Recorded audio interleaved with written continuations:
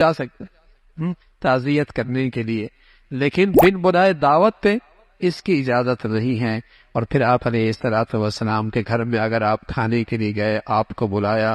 تو پھر خیال کرنا کہ اتنی بیٹھ کے گفتگو میں نہ مشغول ہو جانا کہ گھر والوں کو تکلیف ہو جائے، گھر والوں کو تکلیف ہو۔ فرمایا اللہ کے نبی ہیں، وہ تو تمہیں کچھ نہیں کہیں گے، لیکن اللہ تمہیں ہدایت دے رہا ہے، اللہ تعالیٰ تمہیں ہدایت دے رہا ہے۔ پھر حجاب اور اسلام کا جو ایک حکم ہے جس سے فواحش کا اور بے حیائی کا اور بدکاری کا سد باب ہوتا ہے، اس کے متعلق ہدایات ہیں کہ جب تمہیں کسی اجنبی عورت سے کچھ لینا ہو تو پردے کی آڑ میں لو۔ وَإِذَا سَأَلْتُمُوهُنَّ مَتَاعًا فَاسْأَلُوهُنَّ مِنْ وَرَاءِ حِجَاب، بیچ میں پردہ حائل۔ آپ ذرا سوچیں تو صحیح، ایک طرف جب یہ قرآن پہلی مرتبہ اترا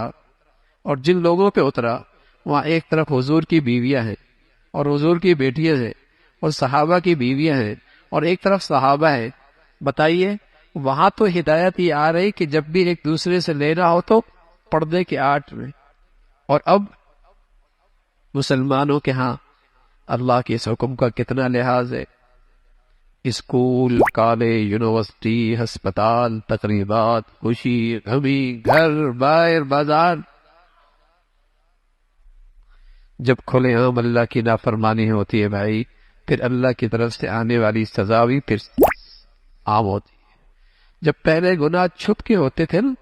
تو اللہ کی پکڑ بھی انہی لوگوں پر ہوتی تھی جو چھپ کے کرتے تھے، جب گناہ علی الاعلان ہو تو آنے والی آفات کے اندر پھر سب اس آفت میں مبتلا ہوتے ہیں۔ تو کھلے عام یہ گناہ ہوتے ہیں۔ فرمایا ہاں وہاں پردے کی ضرورت نہیں، جہاں اپنا بیٹا ہے، اب بیٹوں کے بیٹے ہیں، بھائی ہیں، بھائیوں کے بیٹے ہیں، یا اپنی جیسی عورتیں ہیں، ان سے پردہ نہیں ہے۔ اللہ سے ڈرو۔ پھر حضور علیہ الصلوۃ والسلام پر درود کا تذکرہ فرمایا، اپنے نبی پہ درود و سلام بھیجا کرو، اس لیے کہ اللہ بھی اپنے نبی پر رحمت بھیجتا ہے۔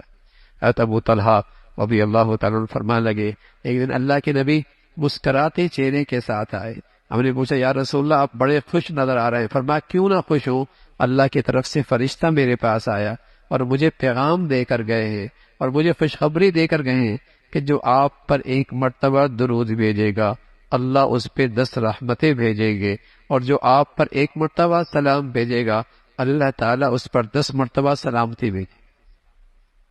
10 مرتبہ سلامتی بھیجیں گے۔ اور چھوٹا سا چھوٹا درود و سلام صلی اللہ علیہ وسلم،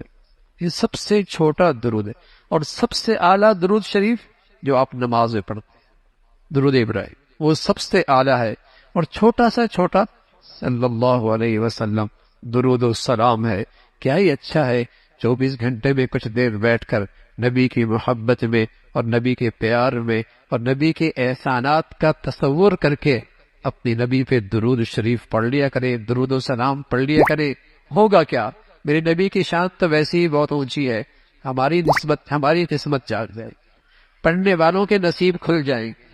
قسمت والے پڑھنے والوں کا اللہ کے ہاں اعزاز اور اللہ کے ہاں اس کا مرتبہ ہو جائے گا۔ ورنہ اللہ کے حبیب کی تو اپنی شان ہے جس پر اللہ کے فرشتے درود و سلام بھیجتے ہیں، اللہ تعالیٰ اپنی رحمتیں بھیجتے ہیں۔ پھر اس کا تذکرہ فرمایا کہ اللہ اور اللہ کے رسول کو ایذا پہنچانا، ایسا شخص اللہ کے عذاب کا مستحق ہے، اور ایمان والوں کو بلا وجہ دکھ پہنچانا اور ایذا پہنچانا حرام ہے، اس کا تذکرہ۔ پھر اللہ کے نبی سے خطاب ہے، یا ایھا النبی قل لازواجک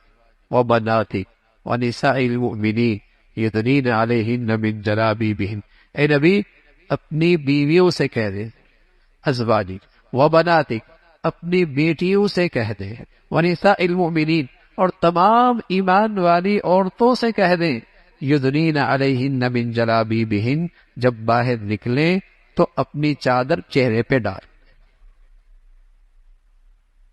کتنا اہتمام ہے قرآن میں۔ اے نبی آپ کہہ دیں اپنی بیوی سے، اپنی بیویوں سے، اپنی بیٹیوں سے، مسلمان عورتوں سے۔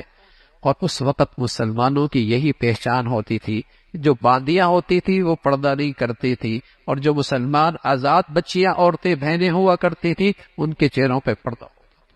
ان کے چہروں پہ پردہ ہوتا تھا۔ اور سچ ایس کر رہا ہوں، جس معاشرے سے یہ پردہ اور حیا کی دولت چلی گئی وہاں گھر نہیں بسا کرتے، وہاں طلاق ہی طلاق ہوتی ہے، وہاں خلا ہی خلا ہوا